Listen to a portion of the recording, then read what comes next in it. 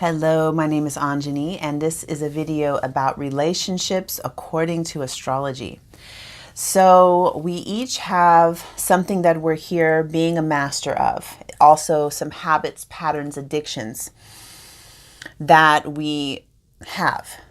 We also have something that we're here to learn about. So, this is an area of upcoming expertise that we are tipping our toes into and learning about. We all have an inner feminine and an inner masculine. The feminine being Venus, the way that we draw things in, our attractiveness, the way that we pull things toward us.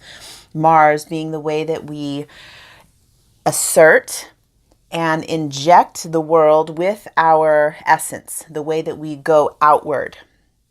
We all have those elements.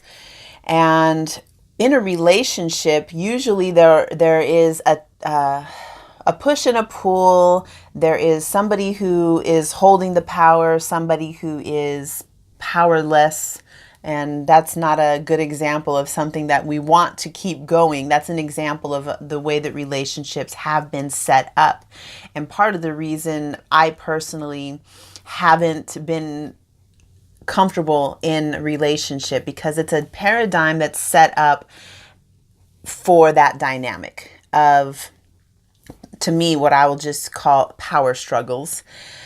And my vision is, how about we both come full of ourselves, full of what we're bringing. We're fully feminine, fully masculine, bringing all of this, and both of us showing up like that. And wow, the magic we can create. So what happens is that people create a unit called a relationship.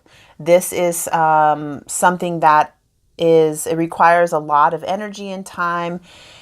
It's super valuable. Relationships, I feel like, are the most valuable thing that we have as humans, that will outlive everything. All the poetry, art, music that's been created has been inspired by that bond with the beloved.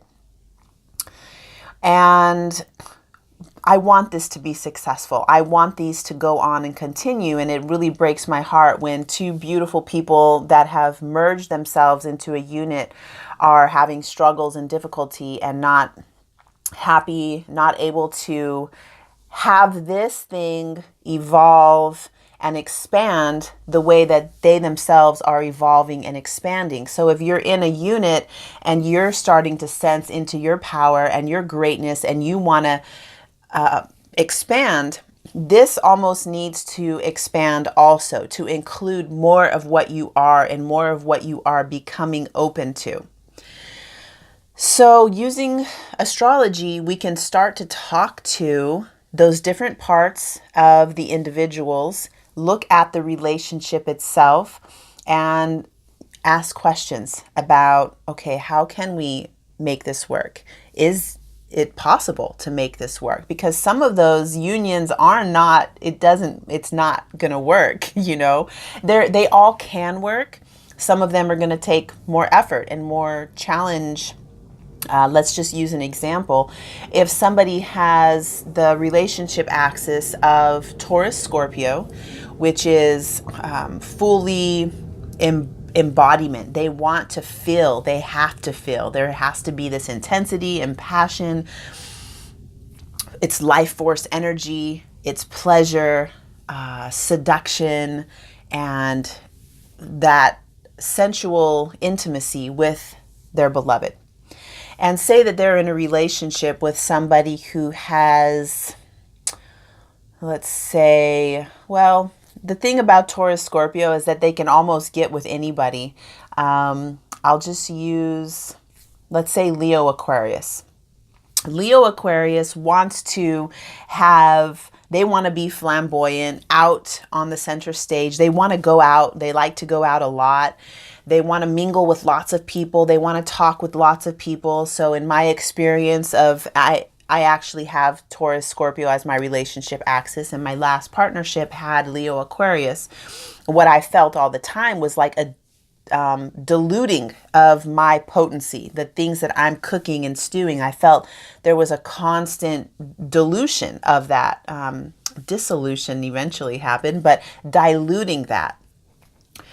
So this is a challenge. It's a really challenging thing, and it can be done, but it takes extra energy, extra effort. And if we're going somewhere together that is so strong and powerful and meaningful that we can go through this challenge of combining these two things that aren't necessarily fitting together, then okay, let's go through it. But it's like, okay, we can actually make a choice when we have this conversation and look at our astrology charts and really ask these questions that are important.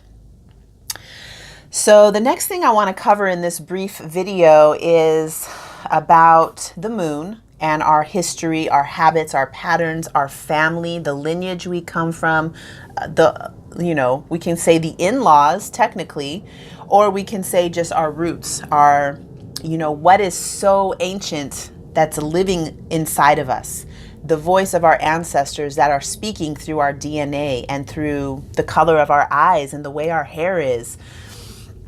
It's so powerful and so important to honor that piece of the self and of the beloved. So this often is what brings people together too, is that deep familiarity of an ancestral root connection. And we want to honor that.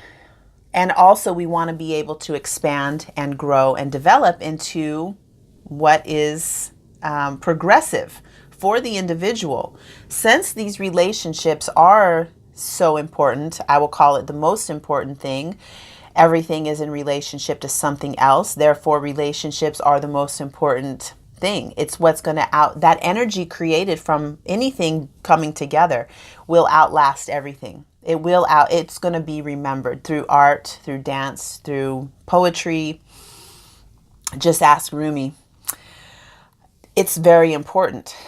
So we want to be able to progress and evolve, because if within this unit, one of the people is starting to feel that tug of their soul to expand, how can we bring this with it? How can I bring this with me and have the other person in the relationship also being able to expand and grow? Paradigm of relationships has been that of Libra and Aries. This is the Leave It to Beavers. This is pragmatic relationships that serve a duty and a purpose, and they're committed. That's what we are moving away from. We're moving more into a Leo Aquarius overtone in our relationships, which is about where can we grow? Where can we expand? How can we be independent within this unit of interdependence? So just some questions to think about in your relating, and, just to check in. I do astrology readings for couples. Looking at this map in relationship to each partner and finding out what are the strengths, what are the weaknesses, and how can we, if it is to grow and keep going, how can we do that consciously? So one of the things that comes up in this equation is, say I'm with a man, because that's my preference. I have preference for men currently. It's all open for discussion, but that's my current preference. I see him, and my inner masculine, which is Pisces, Scorpio, I instantly see him through those eyes. I'm attracted to those qualities, and that's going to show up for me. He might not be that at all. Say he's, his predominant thing that he's showing up in his mind anyway is Aquarius, and he's got this intelligence that is off the charts, and he's innovative and super intelligent. I do like that too. That's my inner feminine, but say he's like that. If I realize what my inner masculine is, I can own that for myself, and I can feed that part of myself and allow him to show up as he is. So instantly I recognize, okay, I'm seeing him this way because that's me. I love those things because those things are me. how can I take ownership of that and feed those things within myself so I'm not expecting him to show up in the way that I like or what I'm desiring. If I'm doing this consciously and righteously, we're going to have such a better experience because I'm not needing him to fulfill that part of me that's not being met, because I'm meeting that part myself. So this is a tiny part of the magic of doing Venus-Mars integration. And I will leave you with that. Thank you so much for watching the video. I look forward to connecting with you soon.